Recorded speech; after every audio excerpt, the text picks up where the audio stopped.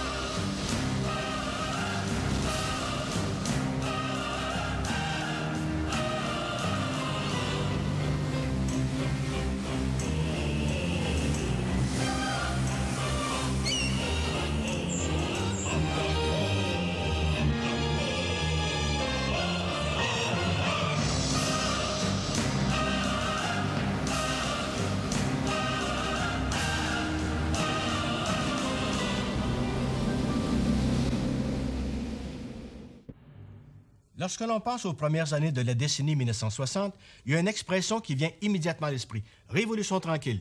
On pense à la création du ministère de l'Éducation, le ministère des Affaires culturelles, l'assurance hospitalisation, la nationalisation de l'électricité, les hauts fonctionnaires. On pense aussi à la diminution de la pratique religieuse, aux religieux ou religieuses qui quittent leur communauté, aux Beatles. Mais tout ça se préparait déjà depuis quelque temps. Un peu de lumière, car il m'en reste un dernier. Et comme c'est le plus difficile à prononcer, je tiens à le dire, en dépit de quelques éléments qui pourraient se trouver dans la salle et qui seraient assimilables à de la raclure de poubelles mini-hitlériennes. Gastribig, Aboulouk, Nouf, Gueuleur, No Manama, Mana, Moire, Agulstri, Stubjept, Olstramstim, Uz, Stup, Luz, Lagos Niop, Lego, Lagos Topch, Aguans, les...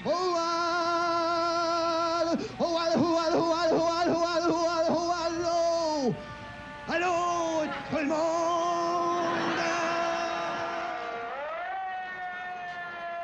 C'est l'époque où la poésie s'enrichit des œuvres de Gaston Miron, Fernand Ouellette, Jean-Guy Pilon, Rina Lanier, etc. et combien d'autres encore.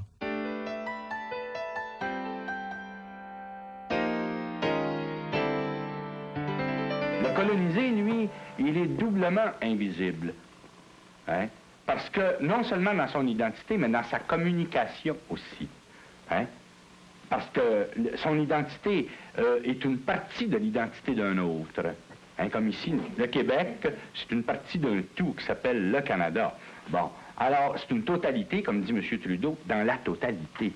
Alors, tu es carencé dans ton identité, donc c'est un homme invisible, on ne le voit pas. Ce qu'on voit, c'est l'entité majoritaire.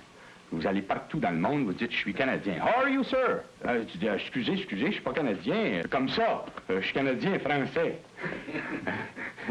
Canadien-Français. Alors, t'es toujours pris pour un autre, puis deuxièmement, t'es toujours à t'excuser d'être ce que t'es pas. Q égale moins F, plus GB, plus USA au carré, moins R. Ce qui veut dire, en termes plus simples, l'identité du Québec, il me semble, elle est faite de moins de France que ce que l'on veut bien y accorder habituellement, plus d'Angleterre que ce qu'il est difficile d'en reconnaître, beaucoup plus d'États-Unis et moins de Vatican ou de Rome qu'on ne l'a supposé. Dans les années 50, la poésie québécoise façonne sa modernité. Elle trouve ses thèmes majeurs, le froid, le pays, les grands espaces, la solitude. Elle se forge une identité unique, reconnaissable. Les poètes donnent le ton du changement. Le monde littéraire est en pleine effervescence. Les œuvres se multiplient. On est ouvert à la grande modernité. On se vivifie au monde occidental. Les œuvres françaises arrivent ici en nombre, mais les œuvres canadiennes aussi se multiplient. Pendant la guerre, à cause de l'occupation de la France par les Allemands, plusieurs éditeurs français font imprimer leurs livres au Québec. Les livres deviennent alors plus disponibles. Les éditeurs ouvrent volontiers leurs portes aux auteurs locaux. Mais la majorité des livres nouveaux mis en vente en librairie sont d'origine française ou belge, mais imprimés au Québec. C'est l'époque des grands romanciers Gabriel Leroy, Roger Lemelin, André Langevin, André Giroux, Françoise Loranger, Anne Hébert, Hugh MacLennan, Mordecai Richler, Morley Callaghan.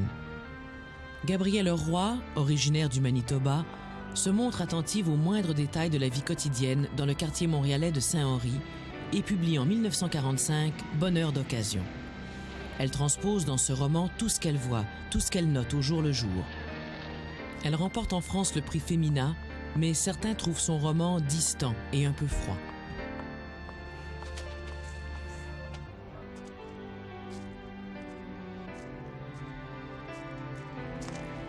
À l'opposé, le premier roman de Roger Lemelin, Au pied de la pente douce, se rapproche du courant romanesque américain par son style vif, alerte, voire sportif. Lemelin trouve toujours le détail familier mais surprenant, surtout dans son deuxième livre, Les Ploufs. Ses critiques de la pratique religieuse et du cléricalisme lui valent des dénonciations en chair le dimanche. Gabriel Roy et Roger Lemelin sont nos premiers romanciers à s'intéresser au milieu urbain du Québec.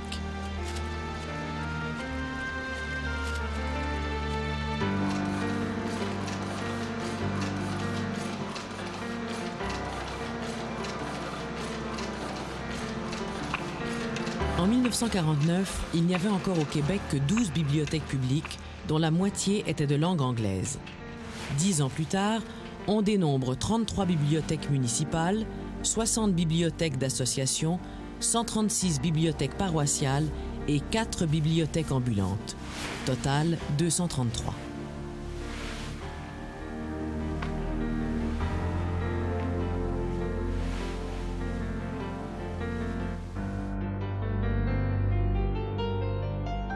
Alfred Pellan et Paul-Émile Bordua sont les deux peintres les plus influents de l'après-guerre. Tous deux précisent leurs idées dans des manifestes. Le premier, en compagnie d'une quinzaine d'autres artistes, signe au mois de février 1948 le manifeste Prisme Dieu, véritable catéchisme de la liberté d'expression.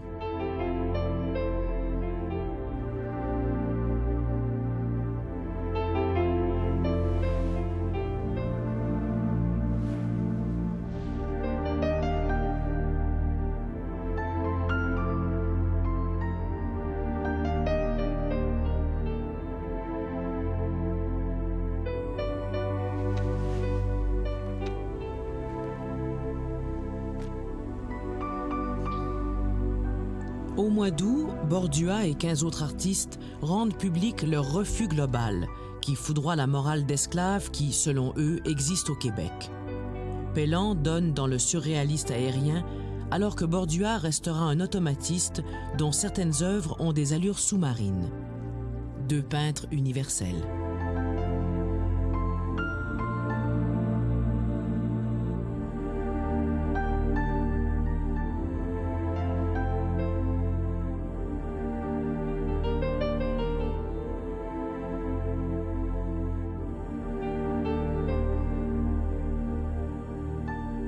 Mais c'est peut-être le théâtre qui se développe le plus. On assiste à la création de plusieurs nouvelles troupes. Le théâtre du Nouveau Monde, le théâtre de Quatre-Sous, les Grégard, le théâtre d'aujourd'hui, l'Estoc et combien d'autres encore. En 1937, le père Émile Legault fonde les Compagnons de Saint-Laurent, une compagnie qui présente aux Québécois les grands classiques du répertoire européen. Mais ce répertoire n'intéresse qu'un public de choix. Les Compagnons nous ont révélé de grands comédiens. Jean Coutu, Jean-Louis Roux, Thérèse Cadorette, Jean Gascon, Georges Groux, Lucille Cousineau, Françoise Fauché et beaucoup d'autres. D'autres troupes de théâtre voient le jour dans la même décennie. Le Théâtre Club, le Rideau Vert, la Poudrière, les Apprentis Sorciers, le Théâtre de 10 heures, la Basoche, etc.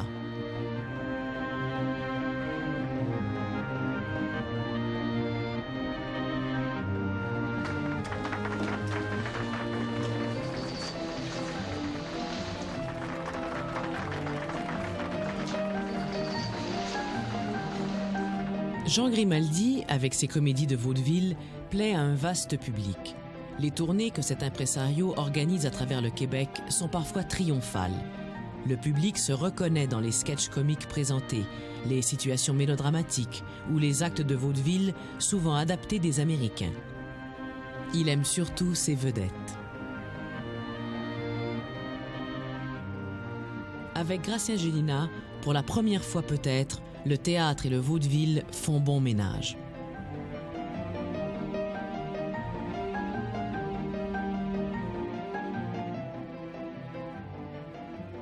De nouvelles pièces vont être présentées par les nouvelles troupes. Ça sera des pièces de Marcel Dubé, ça sera les pièces de Jacques Ferron.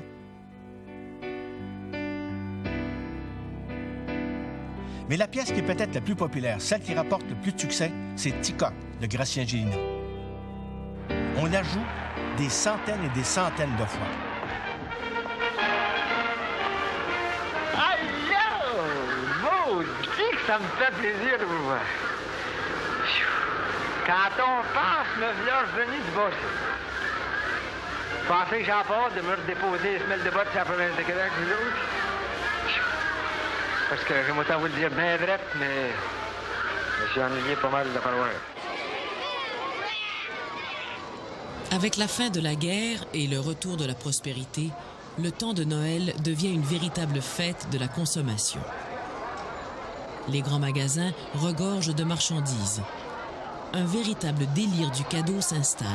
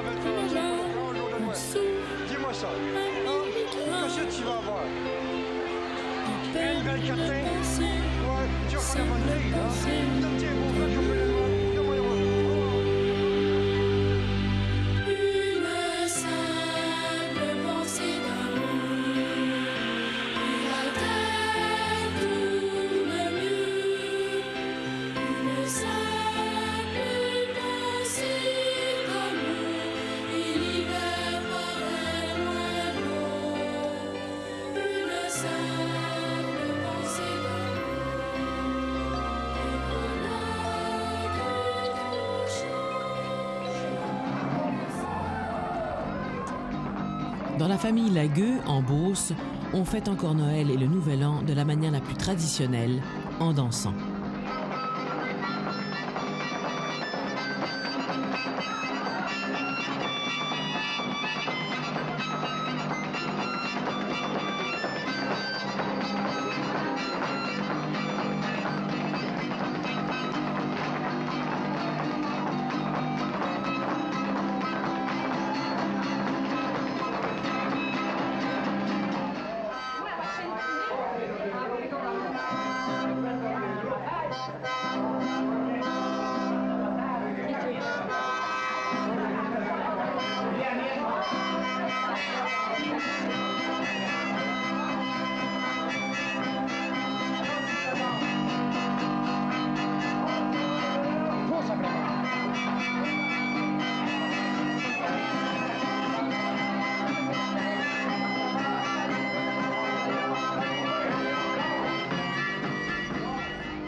À chaque Noël, l'étoile brille, car malgré tout, le Québec des années 50 reste croyant.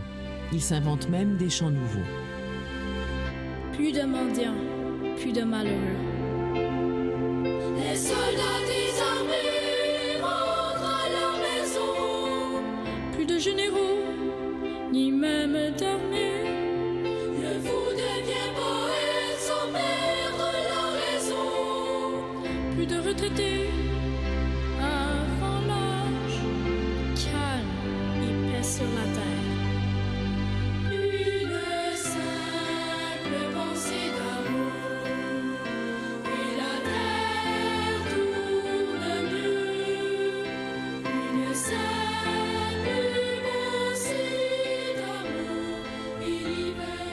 Pour la noce, on s'invente des chansons de circonstance. Des chansonnettes le soir à la veillée. Sur ma table ronde, ce que vais vous chanter. Quand il est la jeunesse qui veulent s'y marier. Oui. Et vous, Suzanne Coulombe, voulez-vous prendre Gilles Véraud, qui est ici présent, pour votre légitime époux, suivant le rite de notre mère, la Sainte-Église? Oui. Donnez-vous.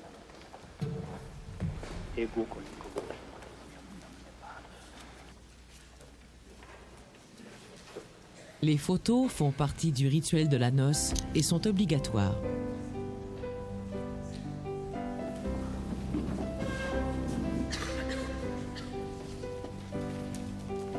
Toucher le voile de la mariée pour avoir de la chance est impératif. Le Québécois des années 50 se marie en Cadillac et va à son dernier repos en Cadillac.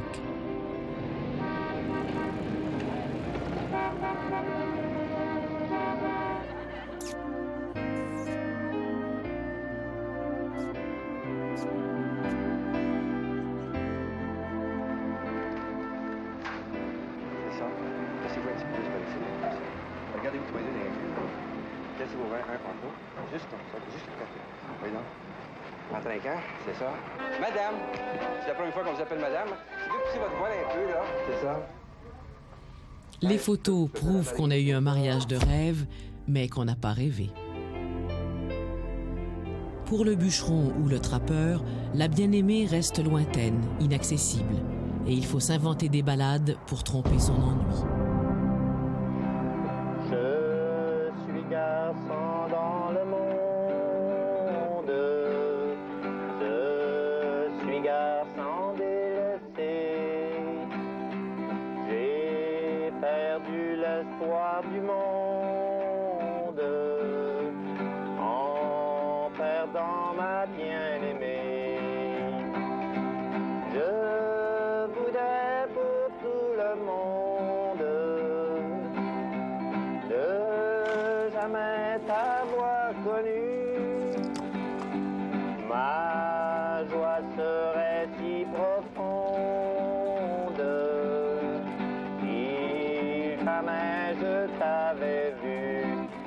On n'a pas développé de discours ou de légendaire du pionnier comme les Américains l'ont fait, par exemple, même si on a vécu à peu près la même chose. Et là, on a vu la culture savante américaine s'alimenter à même ces matériaux populaires de ces fronts pionniers.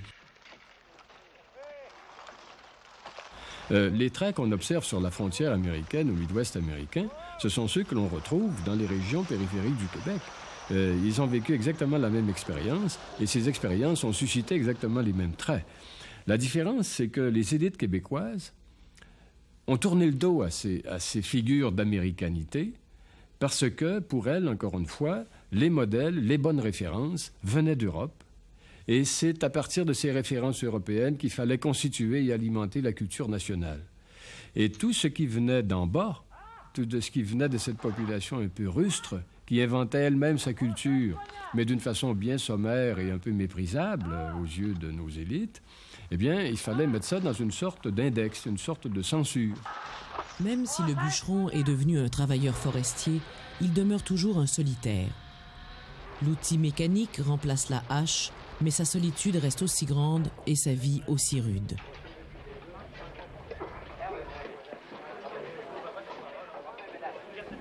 Les personnages de Maria Chapdelaine, de Louis Hémon, répondait exactement, prolongeait ce modèle-là. À mon sens, les paysans de Louis-Aymon ne sont pas du tout les vrais paysans qui ont vécu ici et qu'on peut observer et dont on peut reconstituer la vie. Ce sont des paysans recréés au goût des élites. Et on vit encore sur cette terre-là. Le véritable légendaire du Canada français dans ses régions et dans son américanité pionnière, il reste à créer.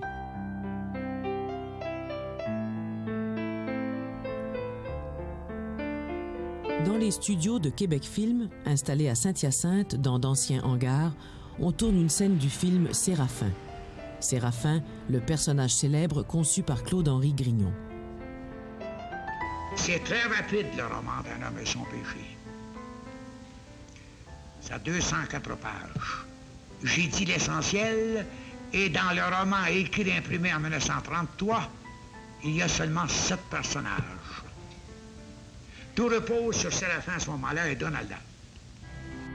Donalda est joué par Nicole Germain et Séraphin par Hector Charland. On tourne une scène où l'Indien Wabo sauve Séraphin de la noyade pour de l'argent. Pour l'instant, un cascadeur remplace Séraphin et une piscine d'enfants fait figure de lac aux eaux profondes.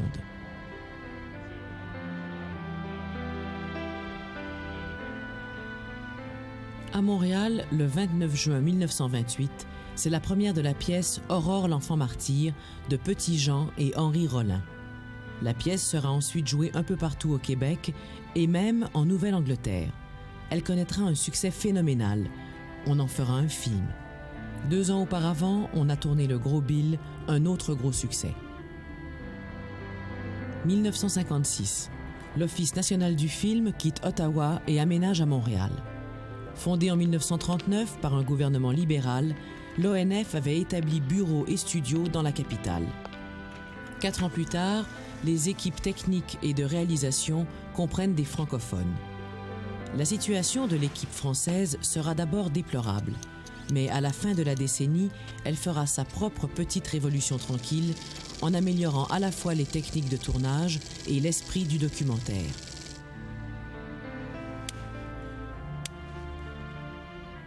C'est à l'ONF que naîtra une véritable cinématographie de culture québécoise.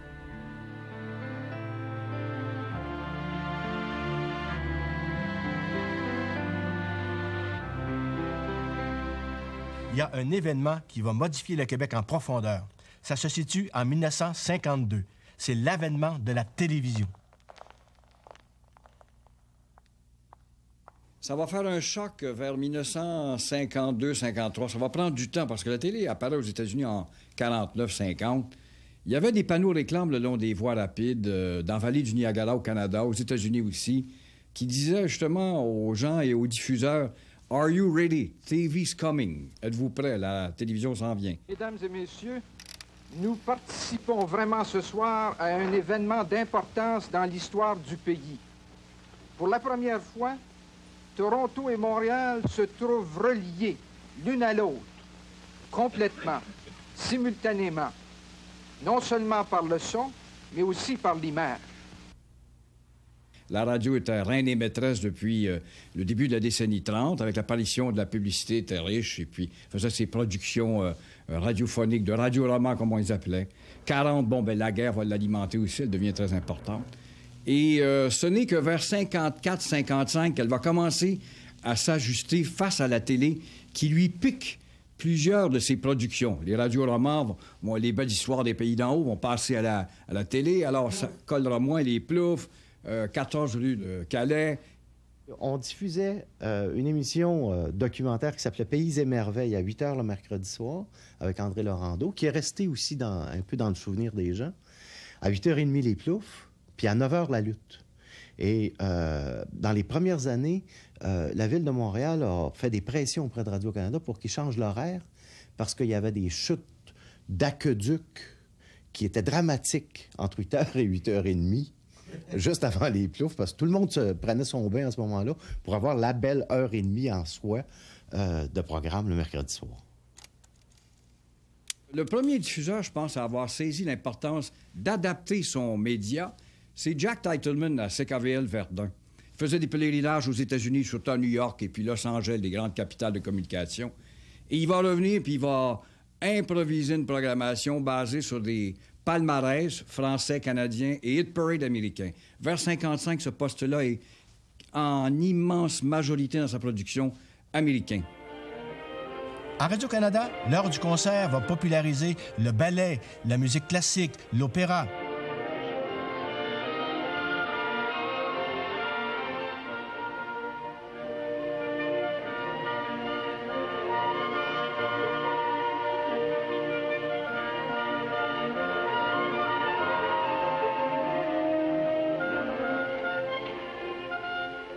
Descendez, descendez. Tous les notes longues soutenues, là, c'est trop fort. On n'entend plus. Ils sont obligés de souffler, la flûte, tout ça, de souffler trop fort. Non. Descendez la sonorité. F. Hein? Alors, piano.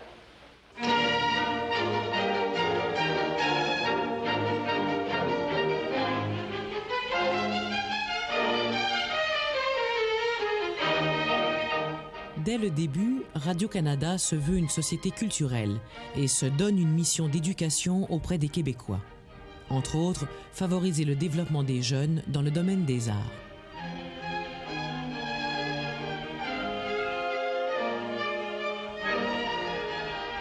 À Saint-Hyacinthe, en 1949, quelques personnes, dont Gilles Lefebvre, mettent sur pied les Jeunesses musicales du Canada. En 1951, dans la belle nature du mont Orford, on inaugure le premier camp musical champêtre. Une formule gagnante quand le soleil et les oiseaux collaborent. Dans ce domaine-là, du moins, c'était pas la grande noirceur.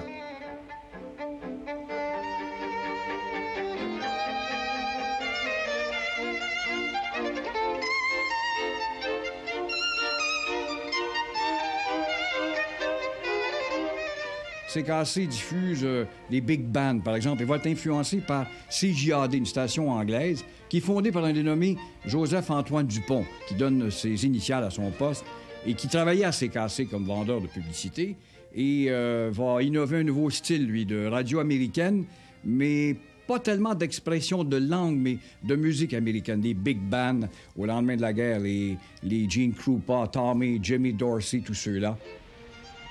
Les foyers québécois se dotent d'un appareil de télévision très rapidement. Pour un appareil télé par 10 foyers en 1953, il y en aura à la fin de la décennie 9 sur 10. Cette entrée dans la société de consommation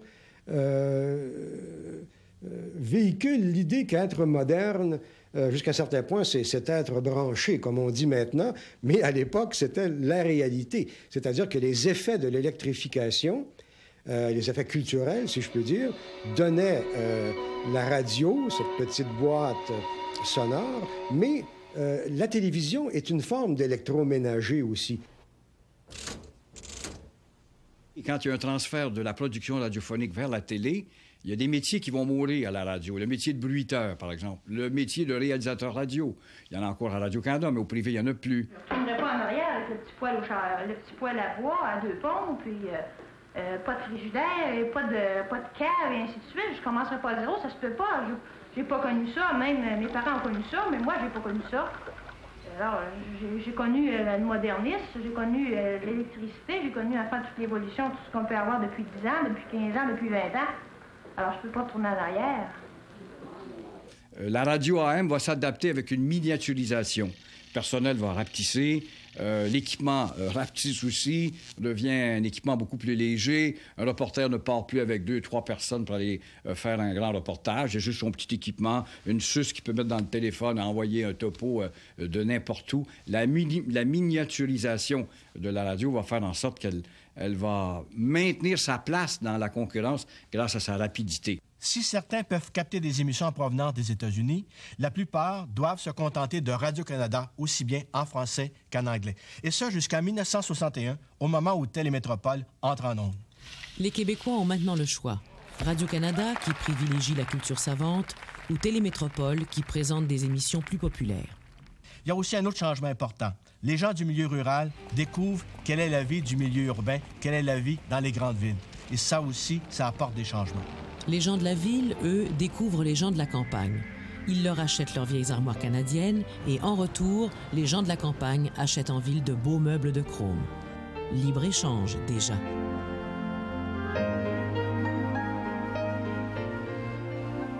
Au Québec, c'est un des rares endroits au monde où les intellectuels n'ont pas boudé la télévision.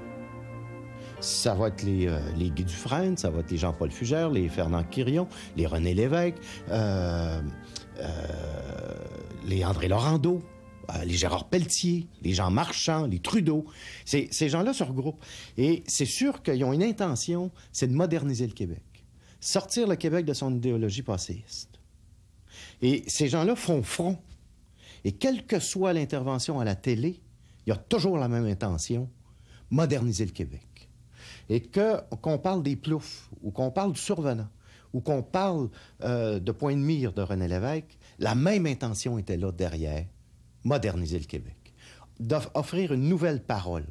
Et c'était la première fois dans l'histoire du Québec que le clergé avait une contrepartie à sa parole unique. Rapidement, les émissions de télévision amènent les Québécois à établir des comparaisons entre leur propre vie et la vie de d'autres personnes ailleurs dans le monde. Entre autres, avec la vie que mènent des gens riches que présentent les téléromans américains, les films américains. Et à ce moment-là, l'American Way of Life sera de plus en plus présente. Mais il y a aussi ce que l'on pourrait appeler une modernité populaire. C'est-à-dire une modernité québécoise au 20e siècle où on essaierait de mettre ensemble à la fois le réfrigérateur branché, nouvellement branché, la télévision et le refus global. La télévision a été le premier cadeau de la consommation d'après-guerre, au départ. C'est le premier objet. À la fin des années 50, il y avait plus de télévision chez les Québécois que de chauffe-eau. On achetait d'abord une télévision avant de s'acheter un chauffe-eau. Bon, c'était l'objet de plaisir et de délectation des années 50. Mais il y avait la télévision, mais il y avait tout le reste qui venait.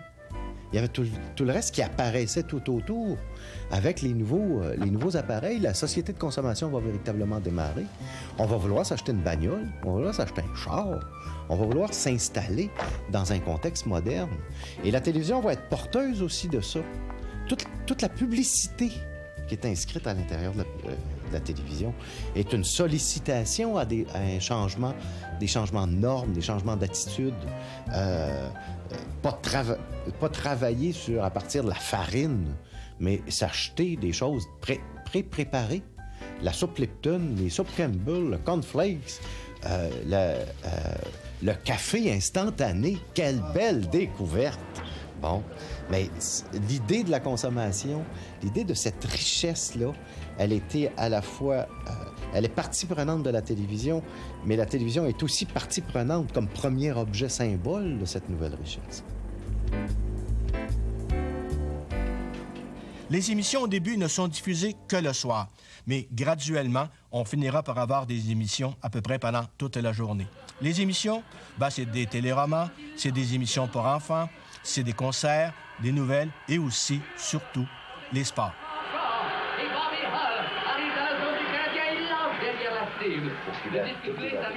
C'est tout des Anglais. Il faut que le Canadien commence par battre les arbitres.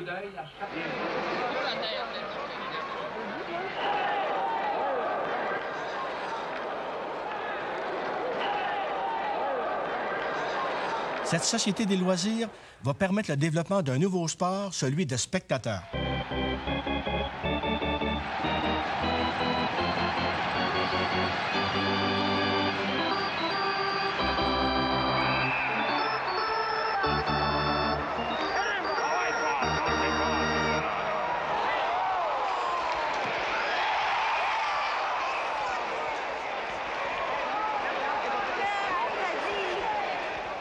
Ça sera surtout des anglophones qui vont aller voir le football.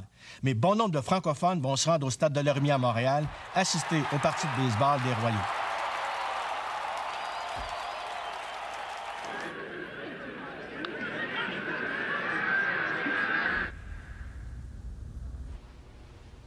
Mais celui qui va compter le plus d'adeptes, c'est sans doute le hockey professionnel, surtout depuis que les parties sont diffusées à la télévision. On le voit bien avec ce que l'on a appelé l'émeute Maurice Richard. Le Grand Rocket, la vedette du Canadien, est puni pour avoir attaqué un arbitre. Quelques jours plus tard, soit le 17 mars 1955, au Forum, ses partisans trouvent que la punition a été exagérée et une émeute va éclater. Car le président de la Ligue nationale, un anglophone, avait osé attaquer le héros des Canadiens français. Avant même le début de la partie, les Canadiens contre les Red Wings de Détroit, les spectateurs s'agitent. La fièvre monte.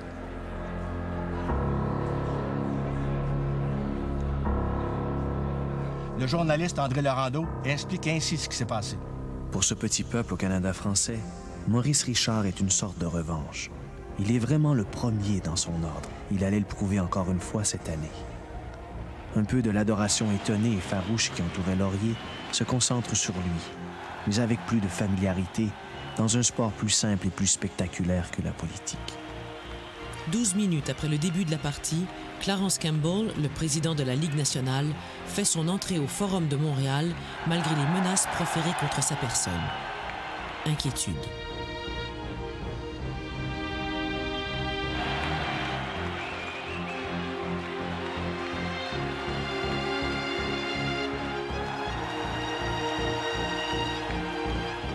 À l'intermission, toutes sortes de projectiles volent dans sa direction.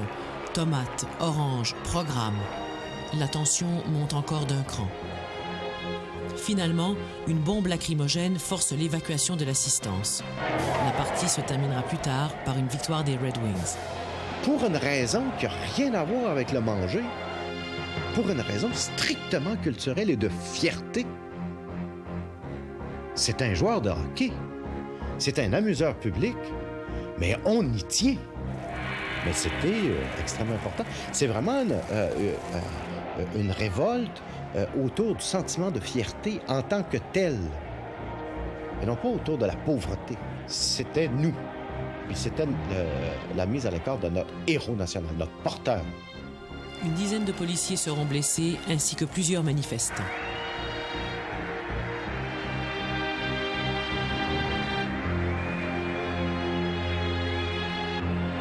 La télévision aura une autre influence, cette fois-ci sur la langue parlée. Le parler Radio-Canada a bien peu de parenté avec ce que l'on peut entendre sur la rue, une langue qui est quand même farcie de beaucoup d'anglicismes, surtout dans le domaine des sports. Or, les commentateurs sportifs vont utiliser les mots exacts, en particulier pour tout ce qui concerne les termes de hockey et les termes de baseball.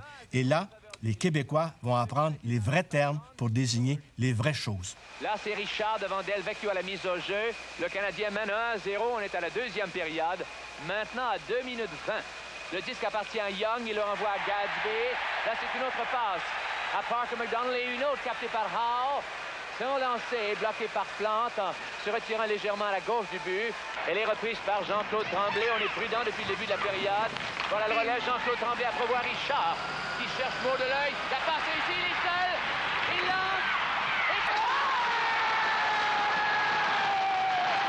Malgré cette légère amélioration, la langue française parlée au Québec laisse à ce moment-là vraiment à désirer. Elle est remplie d'anglicismes et de mauvaises prononciations.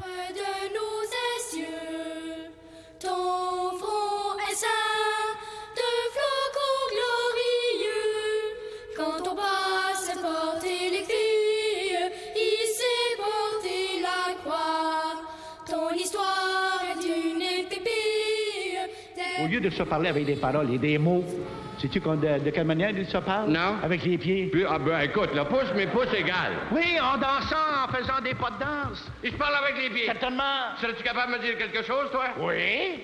Mais seulement tu comprendras pas. Tu connais pas assez la danse pour ça. Ben, on sait pas. Je peux peut-être saisir quelques mots. Saisir.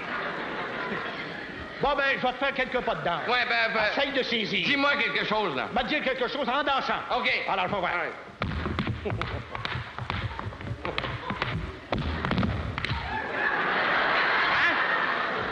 As-tu compris? Ah, t'as parlé en anglais, toi, là? Non. Jean-Paul Desbiens, sous le pseudonyme de Frère Untel, va dénoncer la qualité de la langue parlée au Québec, une langue qu'il appelle le joual. Cette absence de langue qu'est le joual, la façon de prononcer le mot cheval, est un cas de notre inexistence à nous, les Canadiens français. Notre inaptitude à nous affirmer, notre refus de l'avenir, notre obsession du passé, tout cela se reflète dans le joual, qui est vraiment notre langue.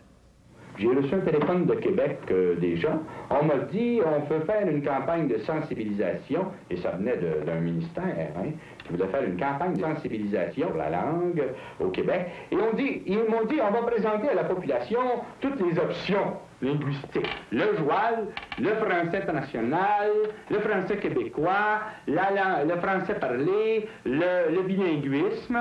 J'ai dit, c'est une aberration. Ça se pose pas en termes d'options, mais en termes de nécessité. Un peuple n'a pas le choix de ne pas parler sa langue, de quelque variété qu'elle soit. Hein? On voit parfois la boule du pavillon des États-Unis qui est tout éclairée avec des... je sais pas, ce sont des reflets du soleil. C'est très beau, hein? C'est extraordinaire. Justement, je regardais hier, il y avait la pleine lune. On voyait elle se refléter dans le fleuve. Puis toute la pièce, c'est clair, Puis il y avait des gens de vapeur qui se dégageaient. Enfin, on se rendait compte qu'il faisait très froid, justement, quand il y avait des vapeurs. Beau comme du Néligan. Pourtant, au 18e siècle, on avait trouvé que la langue parlée par les Canadiens français était d'une aussi belle qualité que celle parlée par les Parisiens. Mais avec les années 1820, bon nombre d'anglicismes s'étaient glissés dans la langue française et ce fut pire encore avec l'industrialisation de la fin du 19e et du début du 20e. Qu'est-ce que t'as dit, là? Des bonnes vieilles bines de Boston. Bonne vieille ville de Boston, OK.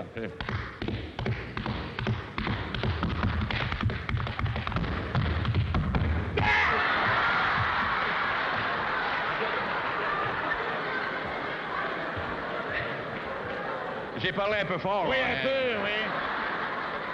Un peu fort puis un peu bas. Ouais. Alors, qu'est-ce que ça veut dire, ce que tu viens de danser là? Ça, c'est du ketchup de Rigaud pour tes bines de Boston. Les cabarets sont combles. Chérie, tu me demandes si je t'aime quand je te chante mes poèmes et que je pense à toi toujours. Chérie, lorsque nos deux corps se confondent, je me demande à la ronde si tous les gens sont comme nous. Souvent pleurer.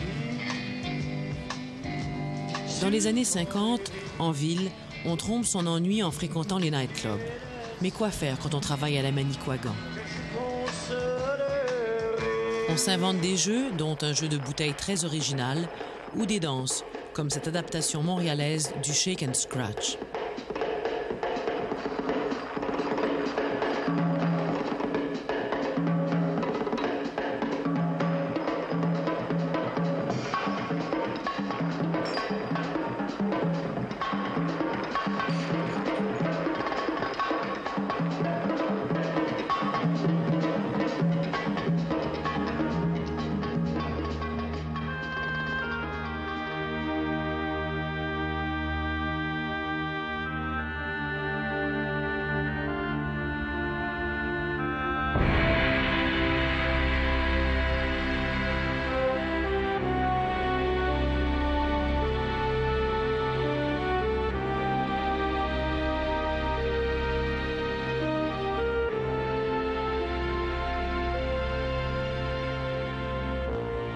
Si depuis des siècles, les élèves et les étudiants jouissaient de vacances annuelles, c'était pas la même chose dans le monde ouvrier.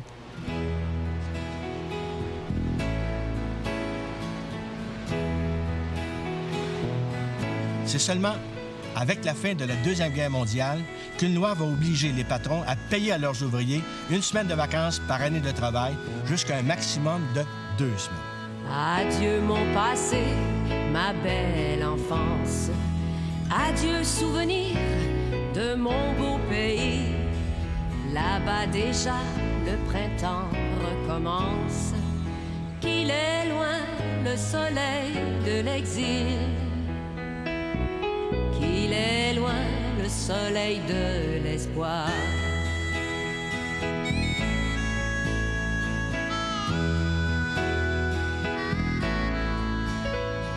Mon Dieu, rendez-moi ma tendre enfance, le bord de la mer, mes jardins fleuris. Ici l'hiver déjà recommence.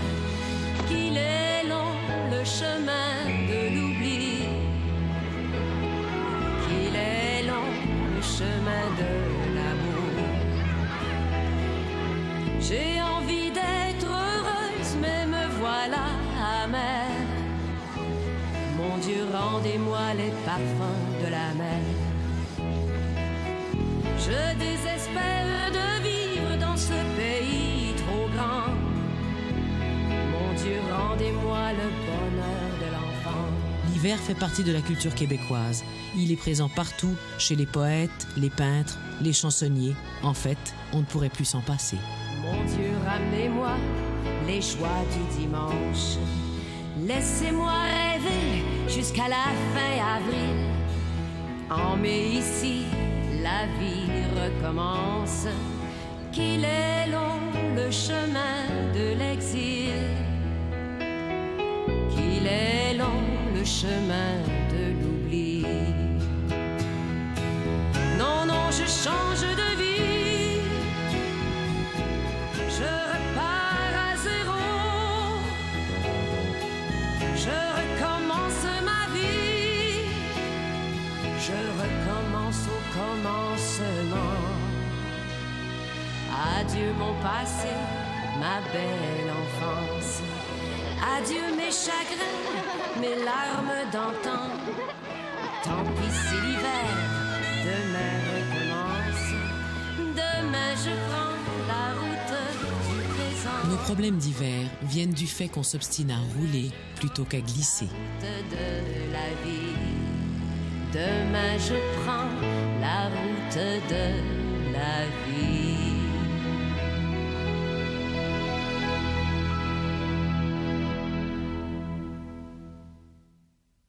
Ce qui signifie qu'au cours de la saison estivale, il y aura de plus en plus de personnes qui vont fréquenter les endroits de villégiature. Ceux qui ont des chalets vont les habiter plus longtemps. Il y aura aussi une augmentation considérable du nombre de camps d'été et la fréquentation de ces camps va augmenter. En 1945, au Québec, 104 000 naissances. Il y en aura 119 000 5 ans plus tard, et en 1960, on en dénombre près de 138 000. Les enfants du baby-boom envahissent les parcs et autres endroits de jeu. L'avenir leur appartient. Sauront-ils vivre heureux? Et sauront-ils aussi s'inventer une culture?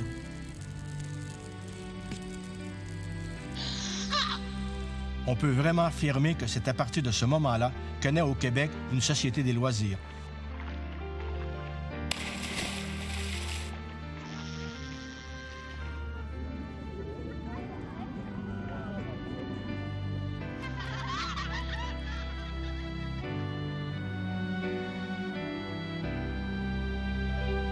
En juin 1960, Jean Lesage et son équipe du Tonnerre, les libéraux, prennent le pouvoir. À ce moment-là, le Québec est mûr pour ce qu'on va appeler la Révolution tranquille. Une révolution qui va changer complètement le visage du Québec, et ce, à peu près dans tous les domaines. Un Français, un Américain, un Allemand qui va chercher dans les autres cultures. Il prend ça, il l'intègre à lui, et ça devient lui. Mais un type qui est hétérogène au départ, il va chercher ça dans toutes les autres cultures. Plus il va chercher de choses, plus il se déstructure, parce que plus il devient un amas d'hétérogénéité. Plus le type de sable de l'hétérogénéité augmente, tu comprends? Alors, c'est comme un gars qui mange une carotte, au lieu que ce soit la carotte qui devienne lui, c'est lui qui devient carotte. Mais c'est ça la situation, le manque d'homogénéité à la base. Mais la Révolution tranquille, c'est une autre histoire. Merci.